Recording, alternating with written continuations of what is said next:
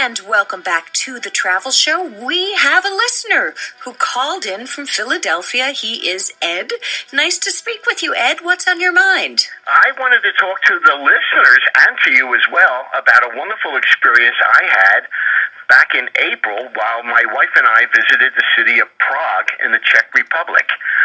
We had a wonderful guide who took us through the old Jewish ghetto, and it was a marvelous experience, and I wanted to share that with you and the listeners so they know the kinds of things that they can do while they're in that part of the world. Well, I think people are surprised when they get to Prague about how rich the cultural heritage is in terms of Jewish sites. People would assume that was all destroyed by the Nazis, but actually Hitler decided to preserve this kind of as a trophy for himself, for the race he was going to destroy.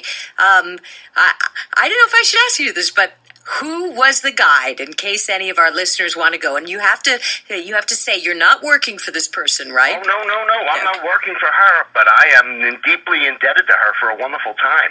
Her name is Anna Kristyna, Kristyna Sion, Sion. And Anna works for a company called Terezin Private Tours. I tracked her down by doing an internet search. And what was so special about her tour? I think the best way to go to a foreign country is the first thing to do is to get a great guidebook. Thank you. Fromer's guidebook. I can say it, you won't, that's good. But get a Fromer's book, read it in advance so you have an idea what you're going to see when you get there. And if possible, get a local guide, somebody who knows the local community, knows the full story, and can really share with you the rich history. That can be very expensive, though, and guides can be up and down. You want to read reviews of those guides in particular. We have some in our books. Anna charged us, it was in U.S. dollars, it came to about $140 for a tour that extended more than 5 hours. Okay. That's not too bad for a tour. If you tell me $30 an hour, and that includes all the admissions to all the places we went, I think I got a great buy. And Ed, how did you find her? You went into the internet, and what did you input into the internet? Did you say private guide in Prague? Arthur, it's very interesting. I found an article that was written in Hadassah magazine, and it talked about tours of the Jewish Quarter, and it mentioned a few, and I went online and I did some research, and I found what other people were saying, and one thing I was looking for was to see their grasp of the English language. Yeah, that's important. And I would see if somebody was writing it with poor grammar and incorrectly, I would think to myself, well, that might be somebody who would have trouble articulating to me what it was that I was looking at.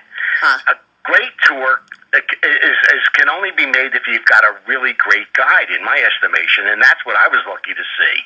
And what I'm really looking at when you get there is that you're really getting to understand the history of the Jewish people in Prague from the 10th century when they first arrived through their enforced isolation, the poverty of the pogrom period, into the 20th century and all the horrors of the Holocaust.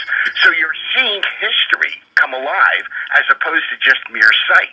Did she also talk to you a little bit about current day life in Prague? Because I would think that would be one of the benefits of going around with a local guide. She specializes in the Jewish Quarter. When I wanted to hire her also to give me a tour of the general area of Prague, she had to send me over to one of her colleagues. She specifically focuses on the Jewish Quarter. She told me she herself is not Jewish, but she's fascinated by this. She's a historian, she's a documentarian, and this is something that she really wanted to devote her life to, was to understanding the rich history of this area and what it's meant. There are approximately 6,000 Jews who live in Prague today, but only 1,800 of them are actively members of the Jewish community. What the people in Prague were telling me, almost with pride, is that they're probably the most atheist country in the world. They say about 80% of the people there practice no religion whatsoever. It was frowned upon, of course, during the communist period.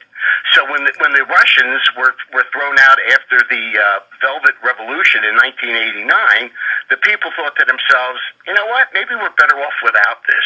So they really don't practice much religion. So did she talk about who does the upkeep on the splendid synagogues you see there? Because that's one of the highlights, I think, of visiting Prague, is you visit these synagogues that are as majestic as any cathedral in Europe. They are. It is part of the Jewish Museum of Prague. There are about 6 synagogues that are existing.